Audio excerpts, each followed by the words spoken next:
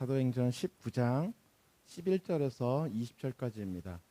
오랜만에 좀 길어요. 우리 한 절씩 교독했으면 좋겠습니다. 제가 먼저 읽도록 하겠습니다. 하나님이 바울의 손으로 놀라운 능력을 행하게 하시니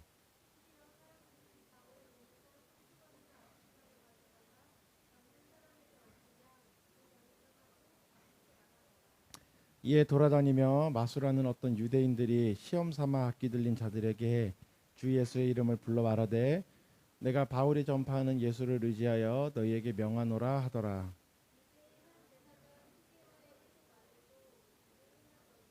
악기가 대답하여 이르되 내가 예수도 알고 바울도 알거니와 너희는 누구냐 하며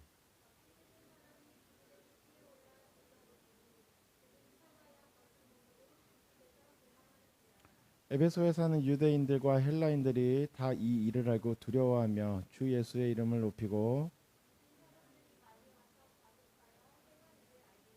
또 마술을 행하던 많은 사람이 그 책을 모아 가지고 와서 모든 사람 앞에서 불사르니 그 책 값을 계산한즉 은 5만이나 되더라. 같이 읽겠습니다. 시작. 이와 같이 주의 말씀이 힘이 있어 흥왕하여 세력을 얻으니라. 아멘. 우리 오늘도 함께 말씀의 제목 읽어보도록 하겠습니다. 시작. 하나님의 말씀, 주의 말씀이 흥왕하여 힘을 얻는. 오늘 본문 마지막 절에 보면 이와 같이 주의 말씀이 힘이 있어 흥왕하여 세력을 얻었다, 이렇게 이야기하고 있습니다. 그러니까 사도행전 19장에 나오고 있는 한 사건의 결론을, 그러니까 중반부, 사도행전이 쭉 시작해서 중반부까지 오면서의 한 결론, 중간 결론 같은 거예요. 사도행전을 흔히 우리가 성령행전이라고도 얘기를 합니다. 왜 그러냐면 예수님이 복음서에서 마태, 마가, 누가, 요한, 그리고 공생애를 사시고 죽으시고 부활하시고 승천하시죠. 하늘로 올라가십니다. 올라가시면서 제자들에게 내가 가면 반드시 하나님이 성령을, 보혜사를 너에게 보내실 거다, 돕는 일을 너에게 보내실 거다. 그래서 사도행전 1장에 뭐라고 예수님이 이제 그 제자들을 다 불러 모아놓고 그 감람산에 올라서 사람들이 막 이렇게 모였어요. 근데 아마 사람들이 모였던 거는 예수님이 죽었다가 부활했다고 하니까 좀 긴가민가 한 사람들도 왔을 거고요. 또 어떤 사람은 그 예수님이 너무 좋아서 드디어 예수님이 살아나셨구나, 막 이거는 놀라운 일이야, 막 이러면서 온 사람도 있을 거고요. 또 어떤 사람은 또 여러 가지 자기들만의 여러 생각들을 가지고 왔을 거예요. 그러니까 여러분, 예수님을 우리가 믿다 보면 우리가 지금 오늘 여기에 역대 최다 인원, 제한이만 오면 다 온 거네요. 평소 오면. 혜원이. 혜원아.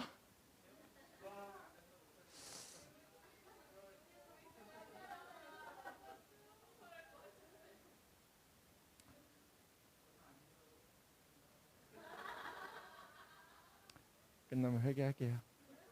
그래요. 우리 가장 귀한 혜원 형제와 제한이라. 어쨌건 오늘 인원이 많이 왔어요. 한 10명 정도의 인원이 있습니다. 그런데 여러분, 10명의 사람이 예수를 믿으면 다 같은 생각을 하게 되나요?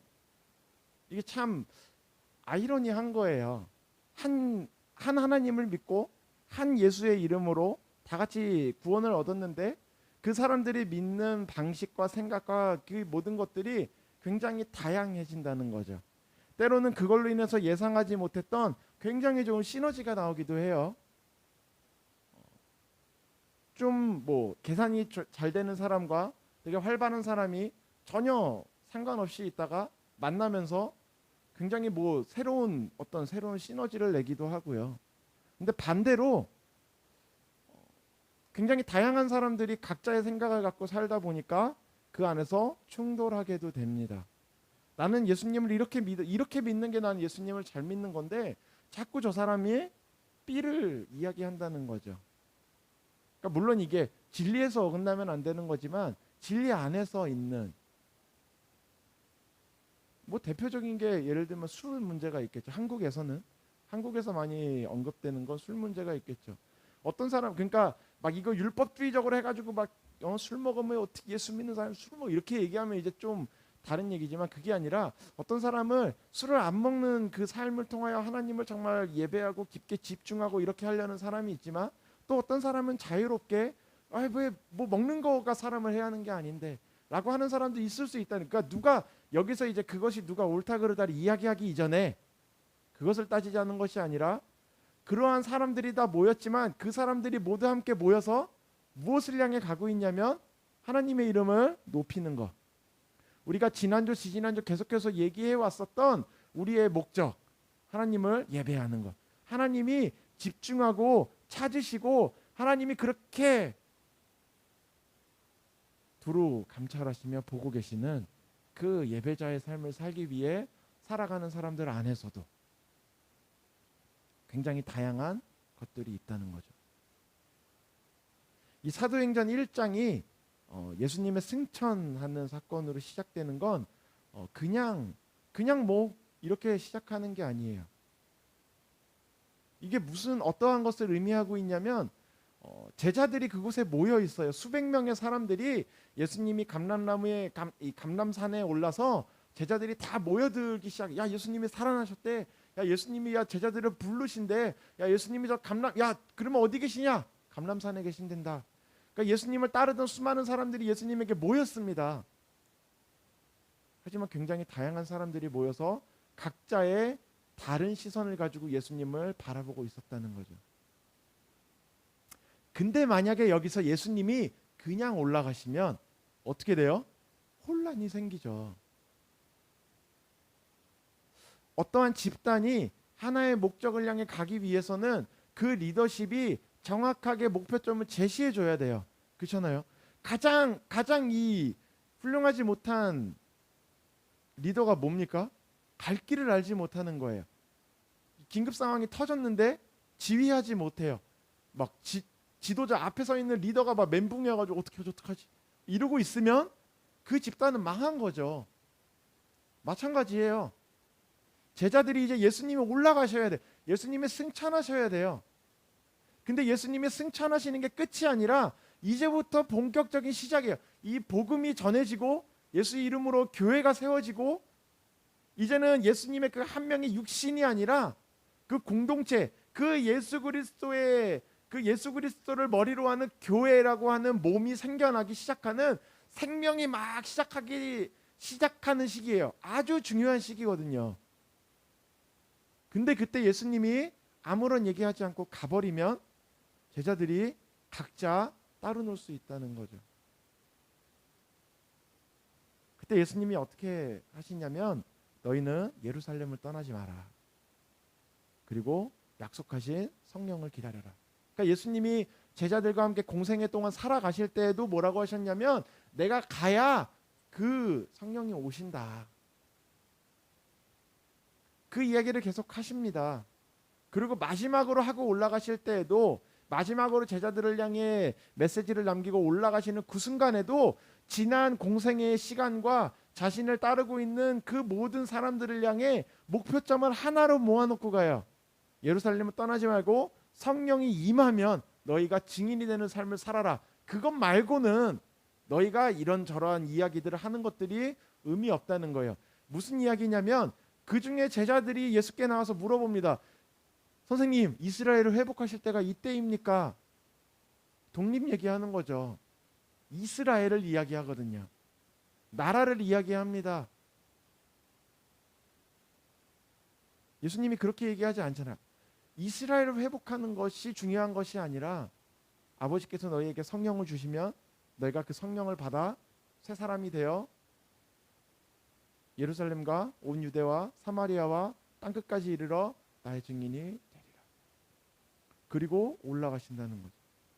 어떤 사람은 정치적인 눈으로, 어떤 사람은 권력의 눈으로, 어떤 사람은 여러 가지 자신들이 가지고 있는 율법과 가치관을 가지고 예수님을 바라보고 있었는데 예수님은 그 모든 것들을 하나의 갈래로 묶어놓고 가신다는 거죠. 성령이 임하면 성령의 인도하심을 따라 너희가 나의 증인이 되는 삶을 살아야 한다.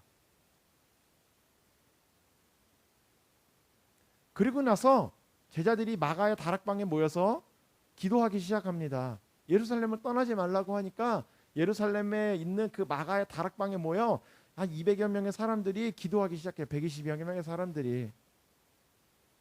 그러고 나서 오순절에 드디어 성령이 임합니다. 그 성령이 임하자 거기에 있었던 기도하던 100여 명이 넘는 사람들이 다 같이 놀라운 일이 일어나는데, 방언을 한 것이 놀라운 일이 아니에요. 그러니까 거기서 뭐라고 기록을 하냐면, 그 성령이 이 급하고 강한 바람과 같이 성령이 그들에게 임함에 그들이 각 나라의 방언으로 복음을 전하였다, 이렇게 얘기합니다.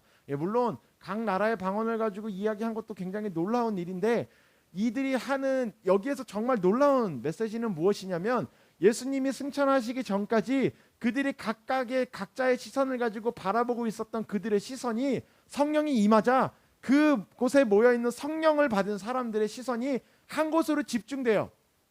어떻게 되냐면 예수님이 이야기하신 대로 증인의 삶으로 변화됩니다. 그러니까 만약에 이때 당시에 예수님에게 나와서 예수님 이스라엘을 회복하실 때가 이때입니까? 라고 했던 그 사람이, 만약에 예수님의 그러한 기준이 없이 성령이 없이 막 어느 날 외국어를 하게 됐다고 해봐요. 그 사람이 증인의 삶을 살아가는 것이 아니라 그것을 가지고 자신의 어떠한 삶을 증명해내고 무언가를 목표를 이루기 위해서 했겠다는 거죠. 그런데 성령이 임하고 나니까 그들의 삶이 어떻게 변화되냐면, 그렇게 여러 가지로 있었던 수많은 사람들이 하나의 목표점을 향해 다 같이 집중합니다. 방법은 달라요. 다 다른 나라 말로 하지만 그들이 하고 있는 이야기는 결국 한 가지라는 거죠. 주는 그리스도시요 살아계신 하나님의 아들입니다. 주 예수를 믿으라, 너와 내 집이 구원을 얻을 것이다.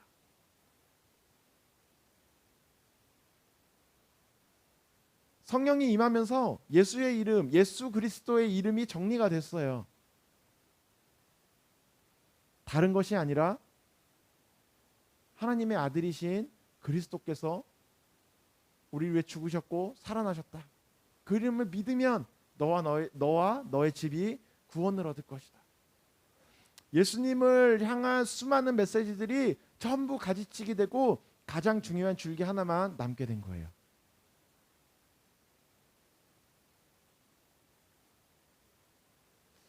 나무를 처음에 심을 때 이렇게 묘목이 아니라 그 나무를 심게 되면 나무가 막 자라나고 가지가 쫙 뻗어갑니다. 그러면 제일 먼저 뭐 해야 되죠? 가지치기를 해야 돼요. 가지치기 얼마나 하는지 혹시 보셨어요? 저는 이제 어렸을 때 막 시골을 많이 돌아다녔다 보니까 시골에 있는 이런 데도 가다 보면 가지치기 한 걸 보거든요. 앙상해져요.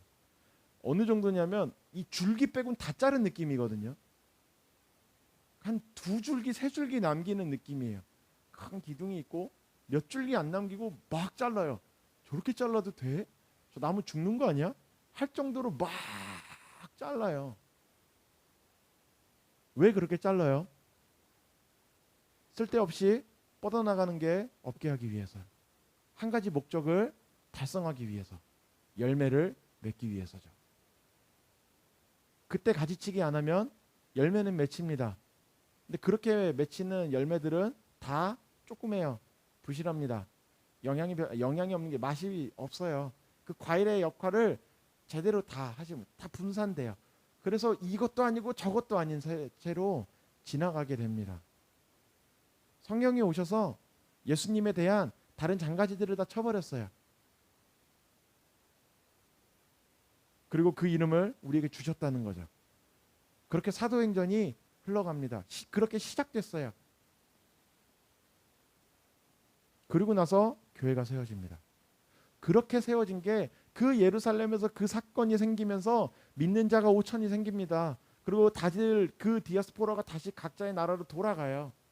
그리고 예루살렘 안에서도 예수를 믿는 사람들이 생겨나게 되죠. 그들이 세운 첫 번째 교회가 어디냐면 예루살렘 교회예요.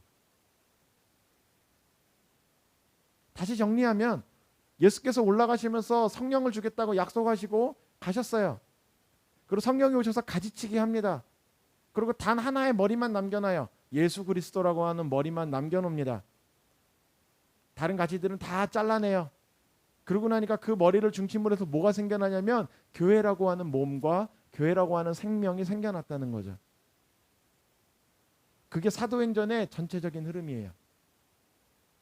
사도들이 또 사도 바울이 또 그리스도를 믿는 모든 제자들이 뻗어나갈 때마다 그곳에 그리스도의 머리를 세웁니다. 그러면 그 머리에 붙는 몸들이 세워지기 시작해요. 그것을 교회라고 합니다.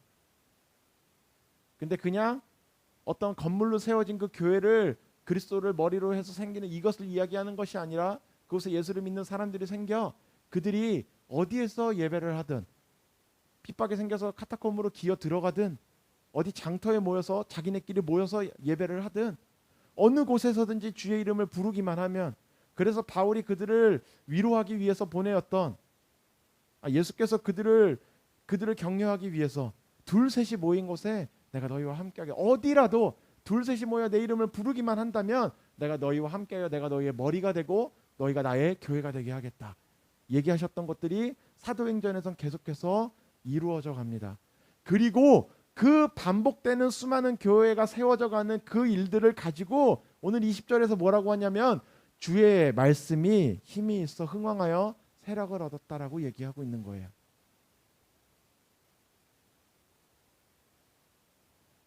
이게 이제 우리 안에서 그런 오해는 많이 없을 거라고 생각을 하지만 여기서 주의 말씀이 힘이 있어 흥왕하여 세력을 얻었다라고 하는 것이 교회가 뭔가 힘이 강해졌다라고 얘기를 하는 것이 아니라 그 안에서 생겨나는 교회들이 강해졌다는 거예요. 오늘 본문에서 이야기하고 있는 이 사건들은 어떻게 교회가 두 가지를 얘기하는 거죠. 어떠한 방법으로 20절에서 이야기하는 이와 같이라고 하는 것이 이러한 방법 그러니까 11절에서 19절까지 나오는 이러한 방법 이러한 사건을 통해서 주의 말씀이 힘이 있어 세력을 얻었다라고 얘기하는 방법론적인 이야기와 또 하나는 그렇다면 교회가 힘을 얻는다는 것이 무엇을 이야기하는 것이냐를 이야기한다는 거죠. 우리가 이것을 잘 알아야 되는 건 이게 교회론에 대한 이야기인데 우리 언약교회가 주의 말씀이 힘이 있어 언약교회가 흥왕하여 세력을 얻었다 이렇게 되길 축복합니다. 그런데 이것이 잘못 오해되면 우리도 잘못돼서 빗나가는 교회들 뭔가 왜곡된 가치관에 세워지는 교회가 얼마든지 될 수 있다는 거예요. 이것은 비단 사람이 100명, 200명, 300명, 10,000명, 20,000명이 돼야만 교회가 타락하는 게 아니라 교회가 조금씩 성장해가는 과정에서 잘못 성장해 나가는 것들을 초반에 교정하지 않으면 사람이 많고 적음의 문제가 아니라 그 교회는 건강하게 흥왕하여 세력을 얻고 있는 교회는 아니라는 거예요. 우리가 볼 때는 교회가 부흥하는 것 같을 수 있지만 말씀에서 뭐 얘기하고 있는 대로 우리가 제대로 가지 않는다면 과연 힘을 얻는다는 것이 무엇인지 모른다면 그 교회는 아무리 커져도 아무리 멋있어져도 아무리 안정적으로 자리를 잡아도 힘이 있어 흥왕하여 세력을 얻는 교회가 아니라는 거죠. 오늘 어떤 방법을 통해서 교회가 힘을 얻게 됩니까? 11절 한번 볼까요? 하나님이 바울의 손으로 놀라운 능력을 행하게 하셨어요. 놀랍습니다. 12절에 보면 사람들이 바울의 몸에서 손수건이나 앞치마를 가져다가 병든 사람에게 얹으면 그 병이 떠나고 악기도 나가더라. 굉장하지 않아요? 그래서 은사주의자들이 이 말씀을 따다가 막 임파테이션이라고 해서 막 능력이 있는 사람의 그런 것들 가져다 팍 하면 힘이 나간다 뭐 이렇게도 얘기를 할 정도로 바울의 몸에 바울이 가지고 다니는 손수건만 하나 가져다가 아픈 사람한테 그 손수건을 싹 덮어주면 그 사람이 하더니 낫는다는 거예요. 굉장하지 않아요? 하나님이 바울의 손으로 놀라운 능력을 행하게 하셨다. 주어가 어디예요? 누구예요? 하나님이에요. 하나님이 먼저 시작하시는 일이에요. 바울이 구한 게 아니고 바울이 뭔가 뛰어나서가 아니고 하나님이 먼저 시작을 하십니다. 하나님이 바울의 손으로 놀라운 그러니까 이게 약간 이렇게 11절의 표현을 잘 보셔야 돼요. 바울이 하나님의 능력으로 하나님이 주신 놀라운 능력으로 뭐 병든 자들을 고쳤다 이렇게 바울의 입장에서 기록을 하지 않아요. 분명히 병든 사람을 고치고 죽은 자를 살리고 귀신을 쫓는 것도 바울인데 성경에서는 오늘 뭐라고 표현하냐면 하나님이 바울로 하여금 놀라운 능력을 행하게 하셨다, 이렇게 표현을 해요. 그러니까 전적으로 나타나고 있는, 바울의 손으로 인해서 나타나고 있는 놀라운 능력이 하나님으로부터 시작되는 거라는 거예요. 물론 나타나는 현상은 바울을 통해서 나타나요. 바울이 귀신을 쫓습니다. 바울이 병든 자를 고쳐요. 심지어 바울이 죽은 자를 살립니다. 하지만 성경은 그 어디에서도 바울이 이렇게 했다라고 얘기하지 않고 하나님이 바울을 통해서라고 얘기를 해요. 이게 되게 작은 표현이고 의미상으로는 별 차이가 없는 것 같지만 누가 이 일에 대한 전적인 주권을 가지고 있냐를 아주 잘 봐야 합니다. 여러분, 교회가 어긋나게 되고 교회가 좀 격한 표현으로 교회가 타락하게 되는 건, 우리가 여기에 뭐 금부처를 세우나요? 그러면 타락하는 거예요? 아니, 아주 작은 차이예요. 우리가 매주 헌금을 가지고 기도합니다. 제 마음에서도 두렵게 날마다, 그래서 여기서 헌금을 놓고 예물을 놓고 기도할 때도, 하나님, 우리가 이 예물이 뭐 비록 이게 막 엄청나게 큰 돈은 아니지만 우리의 정성이 담긴 이 예물이 사람의 생각이 아니라 하나님 성령의 감동으로, 성령의 인도하심을 따라 하나님을 기쁘시게 하는 대로 사용되게 하여 주십시오. 제가 이 기도를 언제부턴가 매주 하게 되는 이유는 엄청나게 큰 돈을, 큰 재정을 우리가 가지고 있어서가 아니라 아주 작은 균열에서부터 시작할 수 있기 때문이에요. 우리가 교회 재정을 어떻게 사용할 것이냐, 우리가 예배를 어떻게 할 것이냐, 우리가 어떠한 마음으로 할 것이냐. 처음부터 우리가 하나님 필요 없어, 우리만 즐거우면 돼, 우리가 복 한번 받아보자, 이렇게 예배하지는 않을 거예요. 하지만 오늘 말씀을 잘 보세요. 하나님이 바울의 손으로, 아니면 바울이 하나님의 능력으로 누가 주어를 차지하고 있느냐 하는 거죠. 여러분, 사도행전이 정말 놀라운 책인 이유는, 우리가 아주 잘 알고 있는 아나니아와 삽비라 사건이 있어요. 바나바가 자신의 전 재산을 팔아다가 사도들에게 가져다 주니까 사도들이 그것을 가지고 사람들에게 나눠줍니다. 막 사람들이 바나바를 칭찬해요. 그러니까 아나니아와 삽비라가 그 이야기를 듣고, 야, 우리도 한번 해보자. 재산을 팝니다. 꽤 많은 재산이 들어왔나 봐요. 그런데 갖고 가다 보니까 마음에 아까워요. 반만 떼놓고 가져갑니다. 반만 떼도 그게 어디예요? 여러분, 전 재산의 반 떼다가 하나님께 드릴 수 있어요? 쉽지 않아요. 근데 가져갑니다. 베드로가 물어봐요. 정말 이게 다냐? 예, 정말 답니다. 네가 하나님을 속이냐? 그 자리에서 어떻게 돼요? 죽어요. 아나니아가 죽습니다. 삽비라가 아무리 기다려도 남편이 안 와요. 남편을 찾아옵니다. 삽비라야, 아나니아가 그러던데 이게 너네가 판 전부라고 하더라. 정말이냐? 예, 정말인데요. 진짜요. 그날 같이 죽고 나갑니다. 약간 좀 무서운 얘기죠. 너가 하나님을 속이냐? 사도행전에선 하나님이라고 하는 그 하나님의 존재를, 하나님의 자리를, 그 주권을 조금이라도 건드리려고 할 때마다 바로 사건이 터져요.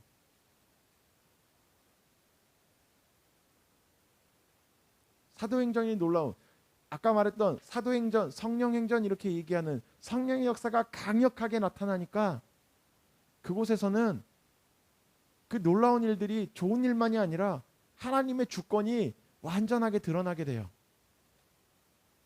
그래서 하나님의 주권을 업신여기는 일을 하게 되면 막 벌받고, 그러지 않으면 막 그 자리에서 막 놀라운 성령의 역사가 나타나고,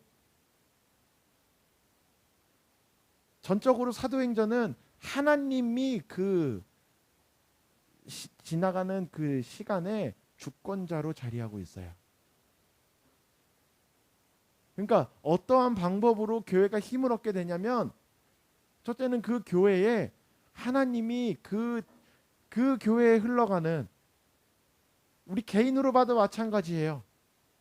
어떻게 하면 나의 삶에 하나님의 나라가 흥왕하여 세력을 얻게 될 것이냐, 어떻게 하면, 좀 쉽게 얘기하자면 어떻게 하면 나의 삶에 하나님의 나라가 정말 놀랍게 임재할 것이냐, 어떻게 하면 내가 성령 충만한 사람으로, 정말 하나님이 기뻐하시는 사람으로 이 땅에서 놀라운 삶을 살아가게 될 것이냐. 다른 어떤 것이 아니라 하나님이 내 삶에 온전한 주권을 가지고 계셔야 돼요. 여러분 그러신가요? 여러분 삶의 그 주도권, 정말 전적인 주권은 정말 중요한 거예요. 영토가 있어도, 강력한 군사력이 있어도 그 주권이 없으면 그 모든 것들을 움직일 수 있는 힘이 없어요. 아무리 돈이 많아도 주권이 없으면, 그것에 대한 전적인 주인의 권세가 없으면 그것이 나에게 아무 이득을 줄 수 없어요. 내가 아무리 놀라운 능력을 가지고 사회적으로 성공하고 정말 뛰어난 사람이라 할지라도 하나님이 나의 주권자가 아니라면, 하나님이 나의 삶을 전적으로 움직이지 않는다는 얘기예요. 그러면 우리의 삶은 그렇게 놀라운 역사가 일어날 수 없어요. 세상에선 성공한 그 재능이 있을 테니까 하나님 안 믿으면 사업이 다 망하냐, 그렇진 않아요. 그렇게 성공할지언정 하나님이 나의 삶의 주권을 완전히 가지고 계시지 않는다면 내 삶은, 하나님의 나라가 점점 내 삶에서 흥왕할 수 없다는 거죠. 우리 교회도 마찬가지예요. 우리 교회가 여러 가지로 하기 위해서는 하나님이 우리 교회에 주권을 가지고 계셔야 돼요. 저도 아니고, 우리 중에 누군가도 아니고, 그 어떠한 사람이 아니라, 더 나아가서는 여러분, 어떠한 민주주의적인 되게 합리적인 이러한 것이 아니라 그 이상으로 정말 우리에게는 하나님이 우리의 교회에, 우리의 삶에 주권을 가지고 계셔야 된다는 거죠. 그러자 이 모든 능력이 나타납니다.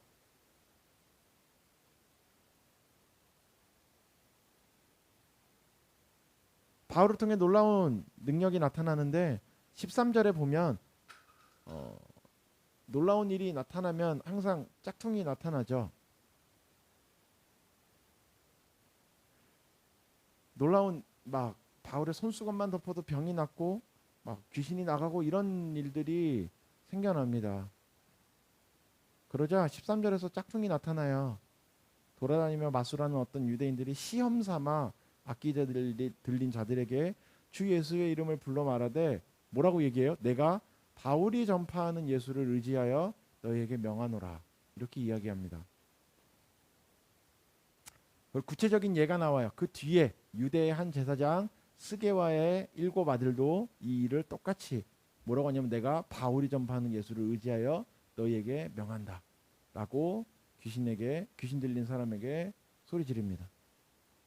악기가 뭐라고 해요? 악기가 대답하여 이르되, 내가 예수도 알고 바울도 아는데 너희는 누구냐 하고 그 7 아들에게 달려들어 눌러 이겼다 이렇게 하는데 쥐어뜯은 것 같아요. 7명이서 1명을 제압하지 못해요. 그들이 상하여 벗은 몸으로 그 집에서 도망하였다. 에베소에 사는 유대인과 헬라인들이 다 이 일을 알고 두려워하여 주 예수의 이름을 높이고 믿은 사람들이 많이 와서 자복하여 행한 일을 알렸다. 마술하는 그 미신 가지고 이렇게 점치고 마술하는 사람들이 자신의 그런 서적들, 자료들을 다 가지고 와서 다 불태워 버립니다.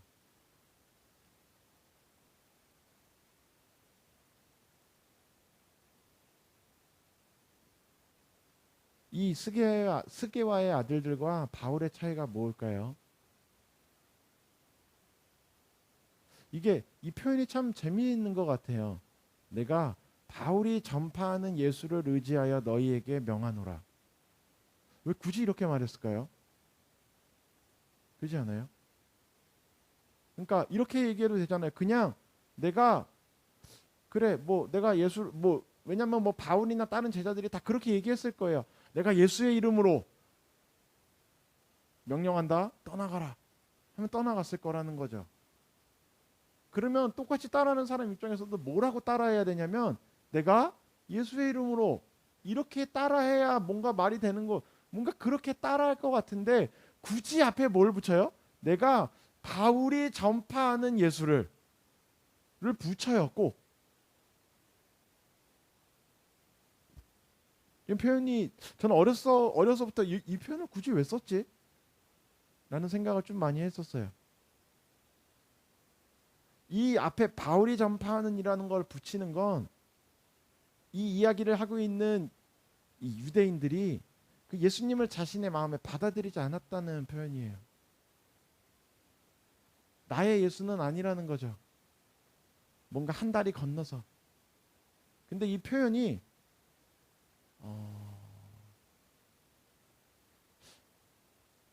이들에게만 나타날까요?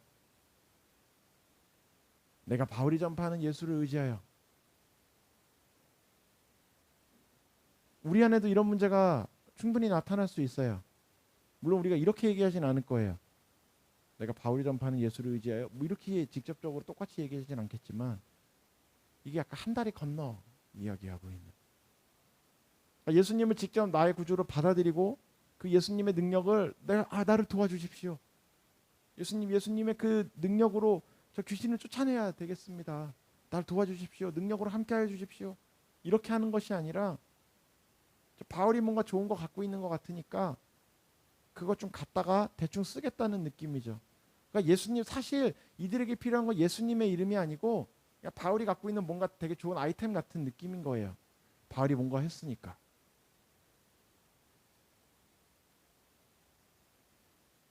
여러분 제가 예전에 한번 나눴던 것 같은데 제가 학생부 아이들한테 처음 기도를 가르치면 세 가지를 가르칩니다.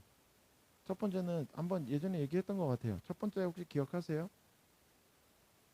첫 번째는 직접 해라 이거예요. 두 번째가 구체적으로 해라. 세 번째는 솔직하게 해라 뭐 이런 거예요. 근데 여기서 가장 중요한 게 뭐냐면 직접 하는 거예요. 자기가 직접 하는 거예요. 자기가 직접. 제가 그 아이들의 이해를 돕기 위해서 이렇게까지 얘기하면 야 누가 너를 위해서 중보기도를 100명이 하는 것보다 네가 직접 하나니까 한 번 하는 게 더 커. 그게 더 중요해. 하나님은 그게 더 듣고 싶어. 다른 사람 막 100명이 물론 너가 그럴 힘이 없을 때 누군가가 너를 위해서 기도하고 막 같이 너를 위해서 옆에서 기도해 주는 사람의 그것도 너무 귀하지만 사실 기도의 가장 중요한 건 뭔지 아니? 너가 하나님께 직접 기도하는 거야. 100명이 너를 위해 기도해 주는 것보다 너가 직접 하나님 앞에 나가서 정직하고 솔직하게 무릎 꿇고 한 번 기도하는 게 그게 더 믿음이야. 하나님은 그 기도를 더 좋아하죠.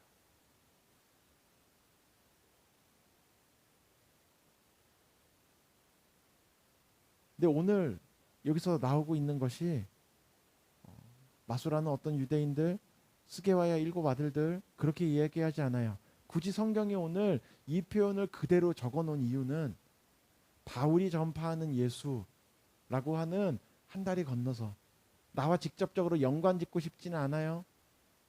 심지어 왜냐하면 유대인들이니까 그 예수의 이름을 자기가 가지고 있었다가 그 십자가에 못 박혀 죽은 그 이름 가지고 있다가 추종자라고 끌려다가 죽을 수도 있어요.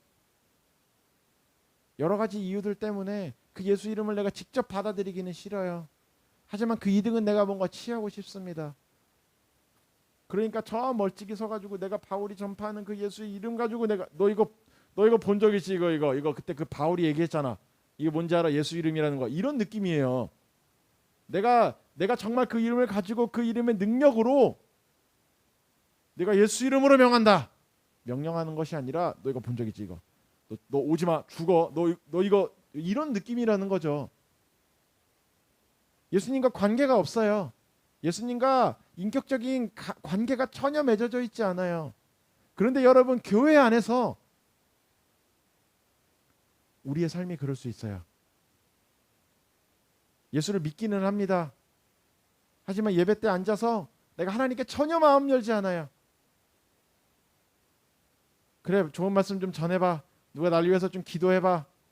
그래 뭐 이 교회가 좀 잘 나가면 나도 복 좀 받아보자. 뭔가 교회 안에 그러니까 교회라고 하는 이 장소를 얘기하는 게 아니라 그 한 생명의 공동체 안에 내가 함께 들어와서 그 예수님의 이름으로 내가 그 능력을 힘입어서 같이 걸어가는 것이 아니라 그러긴 부담돼요. 그러니까 한 발 뜁니다. 마치 바울이 전파하는 예수를 이야기하듯이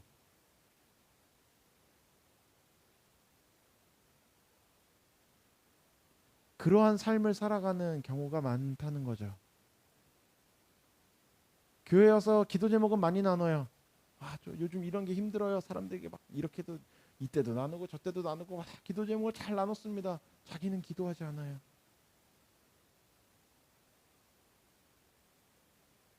그렇게 기도 부탁해놓고 자기는 믿지도 않아요. 하나님을 의지하지도 않습니다. 그러니까 뭔가 막 떡밥 뿌려놓듯이 막 뿌려만 놓고 뭐 잘 되면 좋겠지.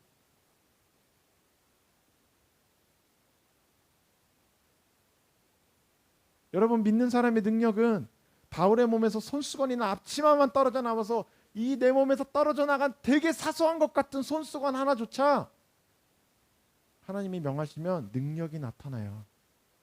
그게 믿는 자의 능력이고, 그 믿지 않고 한 걸음 떨어져서 뭔가 거기서 떡고물이나 얻어먹어 보려고 하고 있는, 믿지도 않고 그 안에 발을 들이지도 않고 내가 바울이 전파하는 예수 그거나 겨우 어떻게 해가지고 흉내내는 것 같은 삶을 살아가면 능력이 나타나지 않아요. 만약에 우리의 삶이 그렇다면 우리의 삶에는 주의 말씀이 힘을 얻어 흥왕하여 세력을 얻는 일이 나타나지 않아요.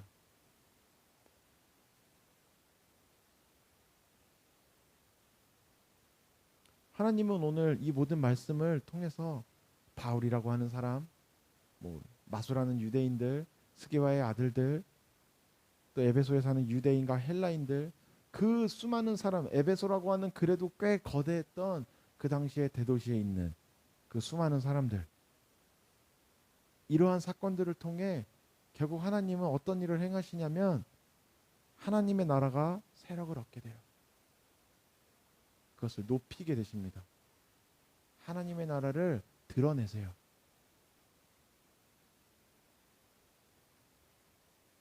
그때 하나님의 나라에 속해 있던 바울은 하나님께서 계속해서 사용하시지만 그 하나님의 나라에 뛰어들지 않고 예수 그리스도 앞에 나아가지 않고 흉내만 내고 있던 사람들의 삶이 어떻게 됐는지는 그 후반부의 말씀들에 나온다는 거죠. 오히려 제사장의 아들이었어요.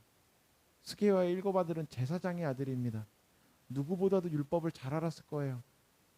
하지만 그 귀신에게 쫓겨서 쥐어뜯기고 벗은 몸으로 그 집에서 도망쳤어요. 그런데 에베소에 사는 그 수많은 사람들이 또 마술을 행하던, 그 전까지는 정말 하나님이 가증히 여기던, 점치고 마술을 행하던 그 사람들은 오히려 그 능력 앞에 자신의 그 더러운 것들을 가지고 나와 태워버립니다.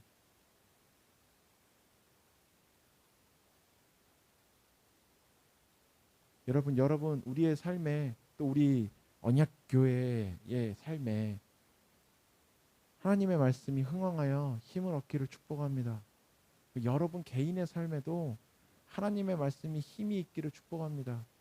우리가 정말로 믿음을 가지고 기도할 때 아까 이야기했었던 바울의 손수건과도 같은, 정말 우리의 삶에 우리의 입을 통하여 선포되는 말씀이 정말 믿음으로 선포될 때 귀신이 떠나가고 우리의 삶의 문제들이 정말 부서져 나가고 우리를 괴롭히는 그 사단의 세력이 정말 다 쫓겨나가는 것들을 경험하길 축복합니다.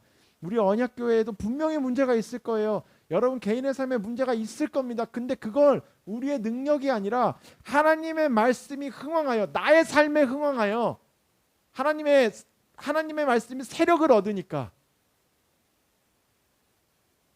나의 삶에 하나님의 나라가 힘을 얻으니까 내 입에서 선포되는 말씀이 능력이 되어서 나의 손수건조차 하나님의 능력으로 사용되는 놀라운 역사가, 악귀 들린 자들이 떠나가고, 이 성경에서 악귀 들린 자들이 떠나가는 건 굉장한 일이에요. 지금 현대 과학으로도 어떠한 것을 가지고도 증명할 수가 없어요. 정신병이야? 이렇게 얘기하죠. 근데 그 악귀 들린 자가 떠나가요. 무려 2000여 년 전에 그 누구도 이해할 수 없고 두려움에 떨었었던 예수님 시절에 보세요. 무덤 사이에 살던 그 벌거벗은 귀신 들린 자가 쇠사슬로 매놔도 그걸 끊어버려요. 힘이 얼마나 센지. 밤낮으로 자기 몸을 상해하면서 막 자해하면서 소리 지르고 다닙니다. 사람들이 너무너무 무서워했어요. 근데 예수님이 가십니다. 벌벌벌벌 떨어요. 귀신이 떠나가고 사람들이 와서 보니까 그 귀신 들려서 미쳐있던 사람들이 그 사람이 예수님 앞에 무릎 꿇고 앉아서 하나님의 말씀을 듣고 있어요. 놀라운 일이 일어나요.